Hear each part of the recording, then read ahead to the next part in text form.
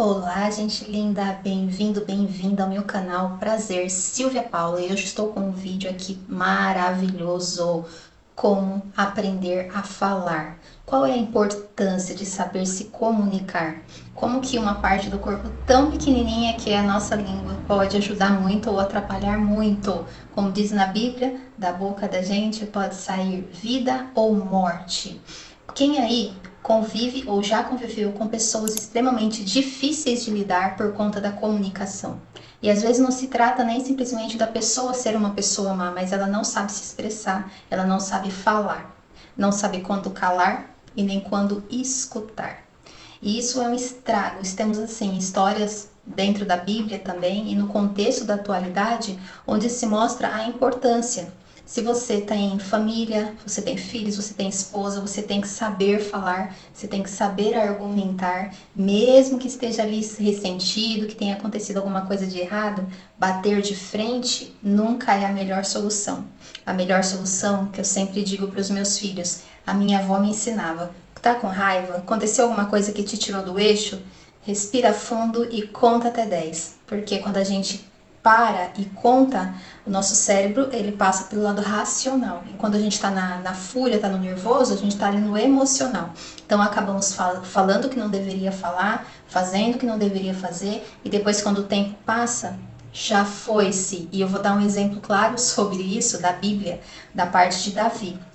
Eu sou uma apaixonada pela história de Davi, por tudo que fala sobre ele, não por ele ser uma pessoa perfeita, não, ao contrário, por ele ser uma pessoa que também errou, também cometeu coisas erradas, contudo, ele sempre se arrependeu, sempre pediu perdão para Deus e nunca cometeu o mesmo erro duas vezes. Então ele sempre aprendia com o erro e evoluía para tentar não praticar mais. Então, na época, Davi estava com os seus homens antes dele se tornar rei, que ele ainda estava ali fugindo de Saul, que estava querendo matar ele. Ele estava a um local onde tinha um homem muito rico chamado Nabal. Ele tinha muitas ovelhas, era bem rico, assim, 3.000 ovelhas que ele tinha, e os funcionários deles estavam ali para fazer a tosquia, né, para tirar. Imagina, né, como que ele não era rico, porque além dele ganhar em cima do bichinho mesmo em si, que também poderia vender para a pessoa estar consumindo como alimento,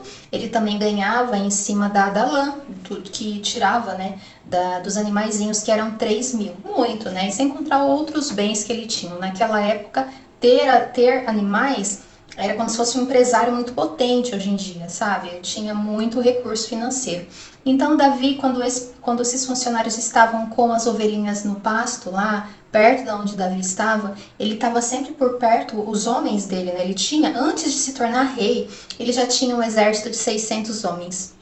Ele era muito conhecido já, e até por isso a inveja de Saul. Então, sempre que esse pessoal estava ali cuidando das ovelhas, os homens de Davi também ficavam meio de olho ali, sabe? Tipo, ninguém chegava perto, ninguém mexia com eles, tinha uma certa proteção. E os homens de Davi também eram homens bons, que também não faziam nada de errado com eles. Então, chegando no tempo da tosquia, Nabal ele foi fazer uma festa, uma grande festa para os funcionários dele lá, com carnes e bebida em grande quantidade. Quando Davi ficou sabendo disso, ele separou alguns homens dele de confiança e lhe disse: vai até Nabal, fala para ele que eu sou Davi, filho de Jessé, que durante o tempo que os homens dele estavam aqui, nós cuidamos deles, tudo, e pede para ele, já que ele está dando uma grande festa, se ele não pode compartilhar um pouco dos alimentos dele para os meus homens, né? E ainda disse para os homens dele: chegue lá e disse: a paz esteja convosco em tua casa, em todos os seus bens. E assim eles foram. Chegando lá, quando eles foram falar com o Nabal, eles falaram tudo que Davi tinha pedido. O Nabal falou assim: mas quem que é esse Davi? Mas quem que é Jessé? Mas o que eu quero saber dele? Para mim tem um monte de homem, um monte de escravo que anda fugido por aí, e eu vou tirar dos meus para poder dar pra gente que eu nem sei quem é. Então ele desfez totalmente de Davi, sem saber com quem estava mexendo, né? E os homens de Davi voltaram para o acampamento e relataram o que aconteceu para Davi. E Davi era sangue quente, viu, gente? Ele falou: é o quê? Tá falando o quê? Diz de mim? Como assim? Não, vou resolver isso agora. Ele pegou 400 homens, já mandou eles lá pegar as armas já entrar lá, subir nos animaizinhos lá, já vamos resolver isso agora. Não, vou passar fio de espada a todo mundo, até o amanhecer não vai ficar nada de Nabal sobre a terra. E já estava indo, só que nesse meio tempo, um servo de Nabal foi falar com Abigail, que era a esposa de Nabal. E na Bíblia fala que ela era uma mulher muito inteligente e bela. Quando o servo chegou para ela e falou, olha, tá vindo Davi aí, e o negócio não vai ficar bom não, porque Nabal, que não sabe usar muitas palavras, foi lá e ofendeu ele, e ele tá vindo aí, a casa aqui tá em perigo.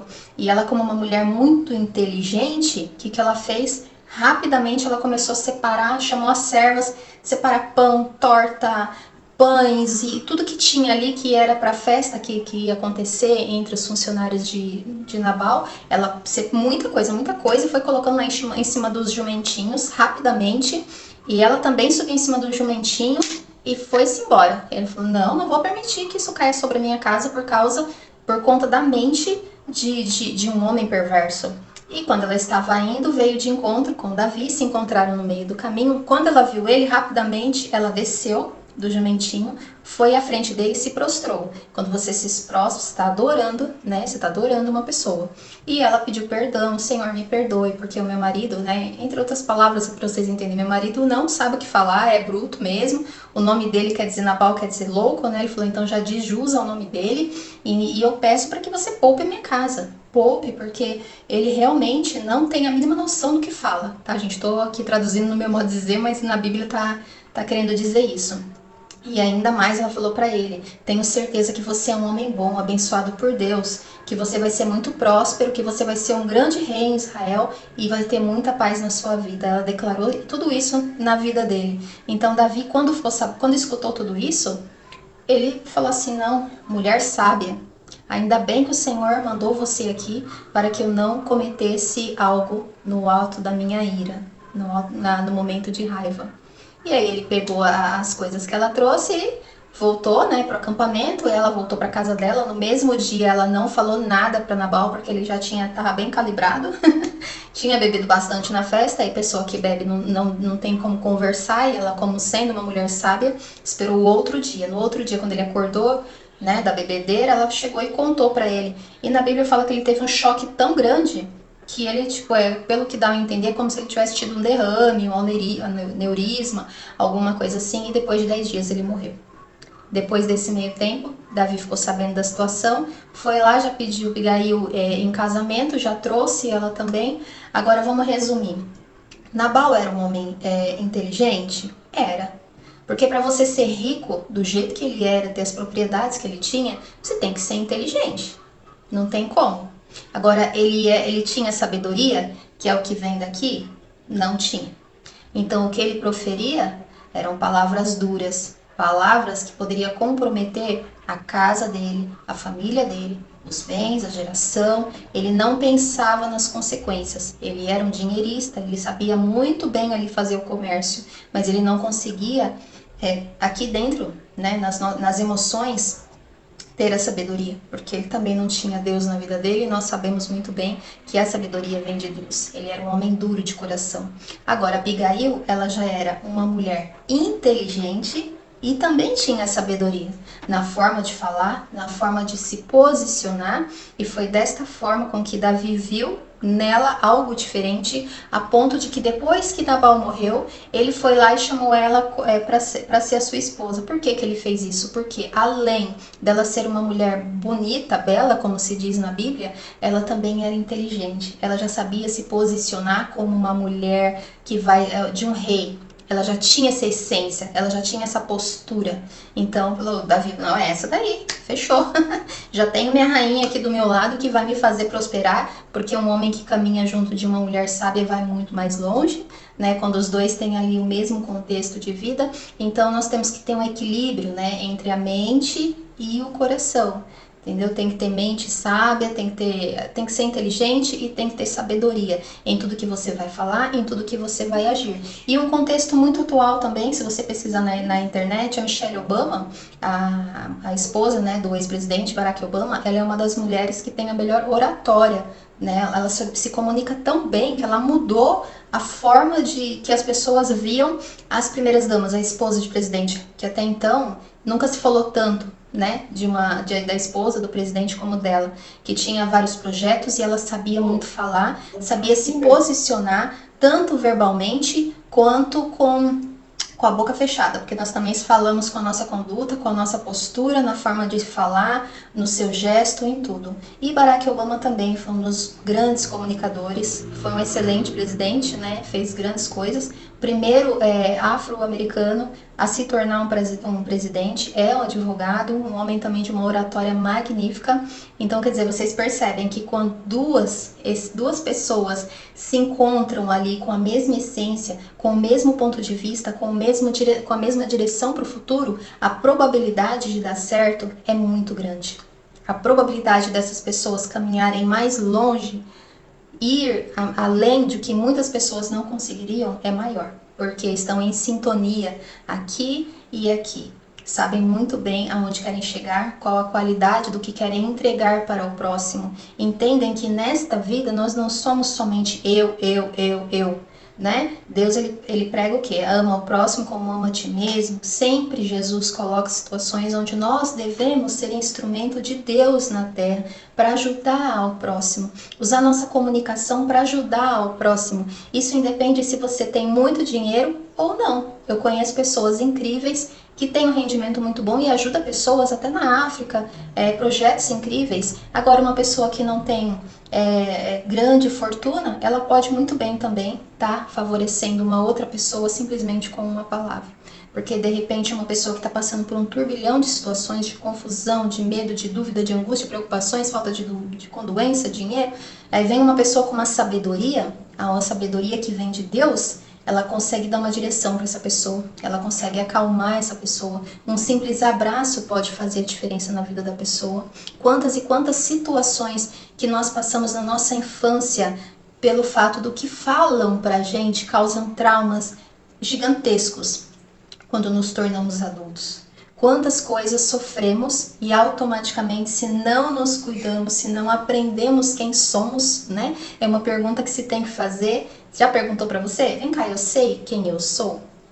Não estou falando aqui do seu RG, daquele documento que nós temos, que apresentamos aí em qualquer lugar que nós vamos, mas sim da nossa identidade espiritual, a nossa identidade que diz sim que nós somos filha, filho de Deus. Filhos e filhos, né, de Deus Todo-Poderoso. Através de Jesus Cristo, podemos nos tornar uma criatura nova, um ser novo. Então, gente, esse é o caminho. Quantas e quantas feridas eu demorei anos para curar em mim, porque não sabia como curar. Quantas coisas que aconteceram, que falaram para mim, depreciaram, me colocaram para baixo, me colocaram como pessoa sem serventia, uma pessoa inútil, uma pessoa sem valor, uma pessoa sem futuro. Quantas coisas que me travaram ali no decorrer da vida. E você acaba como nós vivemos, somos energia, o que acontece? Começamos a nos conectar com essa energia que colocaram na gente. E aquilo vai virando uma bola de neve que só vai crescendo. E a gente só vai se machucando, se machucando. E chega uma hora que eu parei e pensei, falei, não é isso que Deus tem pra mim. Porque um pai aqui, terreno, né? Nosso pai biológico, ele quer o melhor pro seu filho. Como que o meu pai, meu criador que está no céu, criou esse universo e tudo que tem aqui de melhor, ele vai querer o pouco para mim? Não faz sentido. E eu vou dizer para você só consegue acessar o que é teu através das escrituras, através da Bíblia. Se aprofunde. Não tenha medo de mudar, a mudança assusta em todos os sentidos da vida. Ah, sim, mas como que eu posso começar a mudar o meu jeito de falar? Como eu posso mudar a minha postura? Porque tem a linguagem verbal, a linguagem não verbal, a forma com que uma pessoa veste, ela demonstra também muito. A gente tem uma escola de vida, eu passei por uma escola de vida. Eu não fiz a faculdade, não fiz aqui curso de teologia por enquanto. Eu digo que a minha escola é o Espírito Santo, gente. Quando ele começou a me pegar, lá no começo, foi um pouco difícil, sabe? De você começar a mudar a sua conduta, mudar a sua forma de ser. Aquele simples fato de você ir no mercado e aí você pega o carrinho e depois você quer deixar fora do lugar. O Espírito Santo fala, viu? Coloca lá no lugar, tem que pôr lá no lugar, você não tem empregado aqui. Você pega um monte de coisa no mercado, põe no carrinho e depois você fala, acho que isso aqui eu não vou levar não. Aí você pega e enfia em qualquer lugar, o Espírito Santo fala, não é aqui não. Vai pular no lugar, você não tem empregado aqui não. Eu nunca fui uma pessoa de usar roupa muito extravagante, assim, muito sensual, mas tinha uns decotes, né, gente? Deixava um pouco mais de pele à mostra, tinha um pouco mais de decote, tudo. Eu já estava já começando ali conhecer, me aprofundar mais. E aí o Espírito Santo falou, viu, bota mais pano aí. Bota mais pano aí, puxa um pouquinho assim pra cima, né? Um pouquinho pra baixo, porque o velado é muito mais interessante. A mulher, elas, do meu, não estou criticando, pelo amor de Deus, tá bom, gente? Cada um tem o seu ponto de vista. Mas eu digo que uma mulher que tem o seu encanto, que tem a sua postura, que não necessita mostrar muito pro outro aquilo que você é, do seu corpo, da sua carne, é muito mais gostoso, é muito mais interessante, assim como um homem também. Um homem que sabe se vestir, que sabe se posicionar, ele se torna muito mais atraente do que um que anda sem camisa pela rua. Entendeu? Enfim, o Espírito Santo, se você pedir para ele, ele vai te dar os sinais. Só que tem um porém.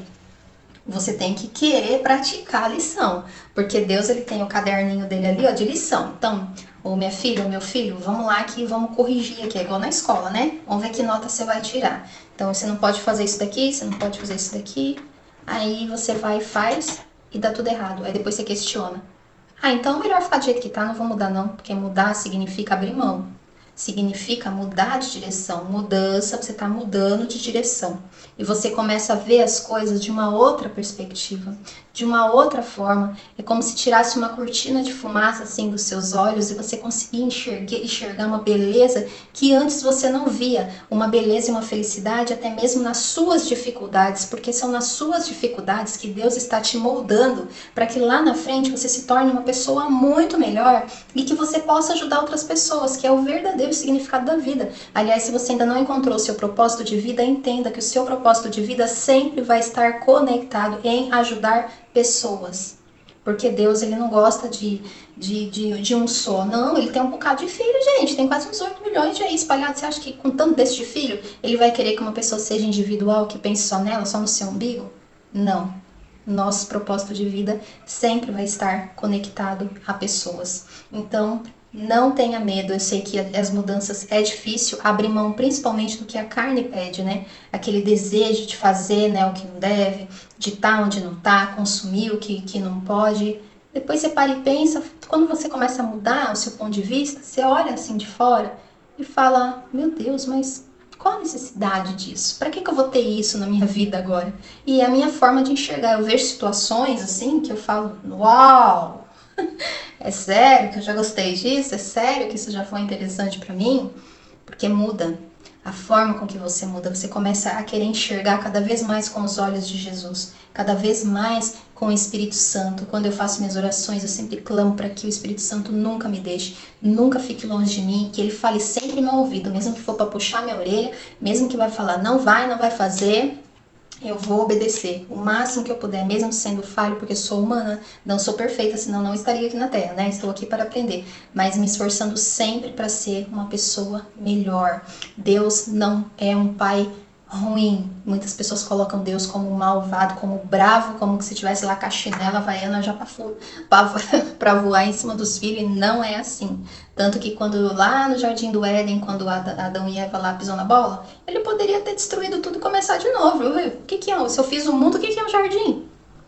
Vamos tacar fogo que queima tudo, tá com uma bomba, acabou, vou fazer outro. Mas não, ele é misericordioso.